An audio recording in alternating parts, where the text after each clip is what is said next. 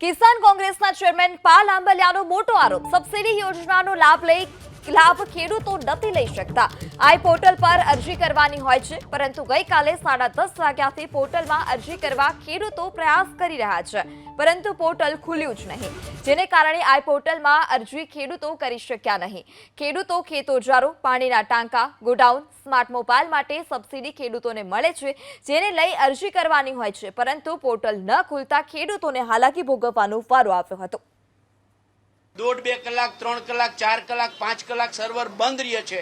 એ સમય દરમિયાન ક્યાંક ને ક્યાંક ભાજપના મળતિયાઓને આ બધી જ સગવડતાઓનો લાભ મળી જાય છે, એમની અરજી સ્વીકારાઈ જાય છે અને સામાન્ય બાપડો બિચારો ખેડૂત સવારથી સાંજ સુધી ક્યાંક ને ક્યાંક કોમ્પ્યુટર વાળાને ત્યાં રાહ જોઈને બેસે છે। એટલે સરકારને નમ્ર નિવેદન છે કે આ આઈ પોર્ટલ ખેડૂત છે એ 24/360 ડેઝ કન્ટિન્યુ અને ખુલ્લું રાખવામાં આવે, અથવા તો મેન્યુઅલી અરજી જે પહેલા હતી એ પદ્ધતિથી સ્વીકારવામાં આવે।